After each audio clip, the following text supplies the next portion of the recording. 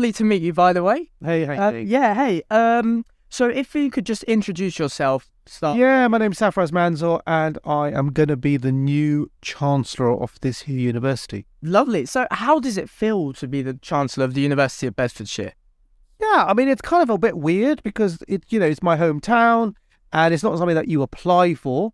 You get asked to do it, so it kind of feels a little bit validating, and it feels a little bit surreal. But at the same time, it feels kind of nice to be able to do something which you're kind of bringing something hopefully back to, the town that you come from. Essentially, what does what the role means to you then?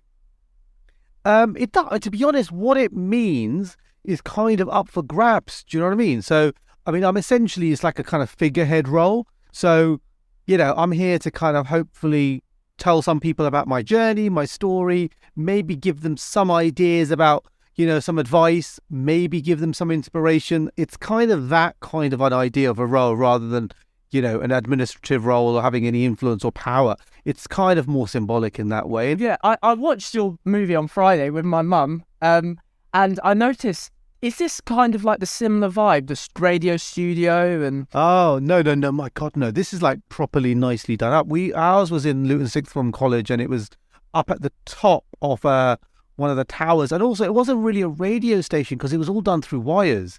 Oh, wow. Like they called it a radio station, but actually you broadcast and it was wires, and then the wires connected up to speakers in the common room. So it was much, much more lo-fi than this. And I'm guessing you don't have any vinyl records here, no?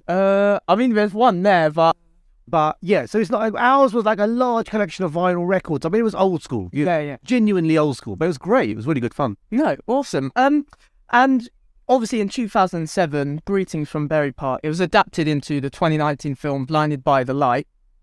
Obviously it's based on your childhood, and we touched upon it with the radio station and how you grew up in Luton. And what was it like seeing your life brought to the big screen? It must have felt so surreal.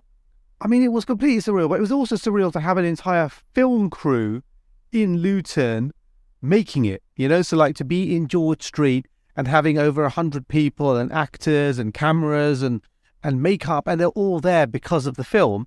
I was just thinking, that's crazy. They were all here because of my story. So yeah, all of that was mad. And also what's kind of amazing is that, nearly every day, definitely once a week, I'll get a message from someone around the world who's seen the film for the first time. And they'll say, I'm living in Chile, but your film really touched me, or I'm in Korea, but your film really... And I was thinking, wow, all these people who, they have no connection to Luton, they have no connection to my kind of personal story, but somehow they were touched by the film or the book. And that's kind of to have created something or to be part of something that in some way touched or created a reaction from people is really cool.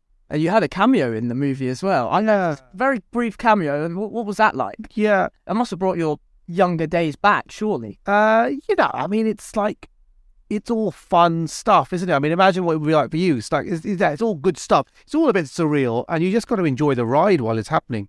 In the film, you hint at lots of your media roots with scenes shooting in the radio setup, like we just touched on earlier, and lots of Bruce Springsteen playing. You made both TV and radio documentaries.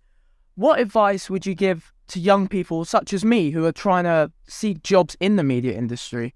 I think the first thing would be to imagine yourself and think, okay, who's the person you'd like to be? Like, where do you want to go? What's your big dream? That's the first thing. I think the second thing is to have kind of an individual personality where you think, okay, what is different about me compared to other people who might be wanting to do it, So I kind of started out in a very different world to the people that I'm surrounded by now. And in a way, that's what's helped give me a different kind of personality a different kind of edge. And so I think trying to work out what is individual, what makes you stand out is another thing. And then I think the third thing is working out, why do you want to do what you'd want to do? So a lot of my work has been about telling stories, but the stories have a point to them. They're about understanding where I come from or trying to make a difference in some way. And so trying to understand why you are chasing the dream you are, I think that's also really important. Your recent book, They, talks about the differences and mutual mistrust between Muslims and non-Muslims. What inspired you to write that book? To be honest, it was me again trying to do the same thing that I was trying to do with the film, which is to sort of try and tell a story that mattered to me that I thought would make some connection. So with that one, it was more, last couple of years, there's been so much tension between Muslims and non-Muslims in the news. You see it all the time. And I was just thinking, is there a better story to be told? Is there a story of hope to be told? And if so, why do we not hear that story? And so I kind of started by asking the question, why is there division? And then I started trying to understand that division.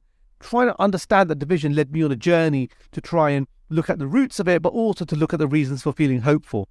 And so looking for those roots, looking for the reasons to feel hopeful, that gave the structure for the book.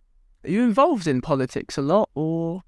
It's not really party politics. I mean, the book's not really political. Mm-hmm. It's kind of more about understanding our society. And so, yeah, politics plays a part in it because different politicians can have different policies that can help shape things for better or worse. But I'm not directly involved in politics because I try and I don't feel that tribal about it, you know? No, fair enough. That's not a problem at all. We've established your strong Luton heritage. How do you feel about the bad reputation our town gets? But yeah, do you think that reputation's still there from... I think to some people it is, yeah. And I think that, you know, it's one of those places that it's kind of easy to mock in a way. Okay. And I think it has got a bit of a reputation. I mean, I don't know how well justified it is because I don't live here so much now. I mean, I think some of it is probably a bit justified, but I think it's probably overdone. I think there's other places that have also got problems and they don't get talked about as much. And I think the positive side of things, or the better side of the town, it's harder to get that coverage for that. So in a way, it becomes like only the negative stories get covered, you know? So I think there's a bit of that as well. Okay. You must, obviously, you're not far from, you were born, well, not born, but brought up near the ground. Do you follow the football team much? No, not really. I've never really been a big football fan. I mean, we grew up near it when I was very young and then I know about it, but I'm not like, you know, it was never one of my things. You know, I was always more into cricket, for example. Yeah, that is my next question. You actually followed, correct me if I'm incorrect here, but you followed the Pakistan Test Series in England in 2006. What was that like? Yeah, it was fun. You know, it was fun. It was quite a good chance to just... Yeah. Do you ever play now? Not really. I mean, I don't get a chance to so much now with family life and what have you. But no, I really enjoyed it at the time. And yeah, I mean, cricket is something which is just... It just sort of speaks more to how I grew up because we used to play cricket when I was growing up. And you know, it was just... And also, to be honest, there's more Pakistanis playing cricket. So there's partly because of that as well. What did you do in cricket? Did you bat or bowl? I kind of did both. Yeah, did both. Did you ever, any stage of life think, oh, I could take this further or... Not really, because I wasn't that, you know, it was more of a hobby really, do you know what I mean? Yeah. It's like, yeah. It was nothing I was going to do professionally. That's basically it, really. I don't want to keep you here too long. Yeah, sure. But is there anything you want to add or... And I don't know if you can relate to this, but my Nana, he's from Pakistan. Yeah. And he grew up, his time was tough in Pakistan. He was sleeping on the streets and it was rough. And because of that, you want to kind of... I want to make him proud. Did you have anything like that, you know? Yeah, I mean, I guess the same sort of bit like my dad, you know, because like my dad died and I kind of want to make sure that the sacrifices that they made weren't pointless. Yeah. You know what I mean? Like if somebody works really hard to kind of come to this country, you don't want to be a complete loser because you just think they did all that. Yeah. I want to kind of show that it was worth it. Yeah. So there's a bit of that, you know, there's just sort of like say, okay, that gamble to come to this country paid off. Would you say this? What you've done is throwing yourself out there, which is a gamble to start off with, isn't it? Would you agree with that?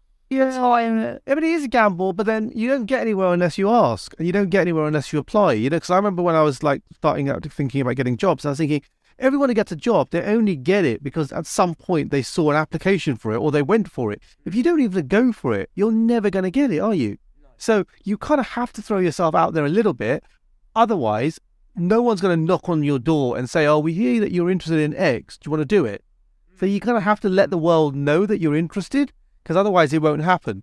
So, you know, sometimes you need a bit of a thick skin to do that. But otherwise, if you don't let yourself be available, it ain't going to happen. Sure. I think that's the main thing, you know. In terms of ability, would you say you need that as well? Or would you say it's more about the self-confidence and literally just putting yourself forward for anything? No, you need to have both, but I think ability is good, but self-confidence is also good, and you kind of need both because there's lots of people who might be good, but if the people don't know about them, they're never going to happen, are they?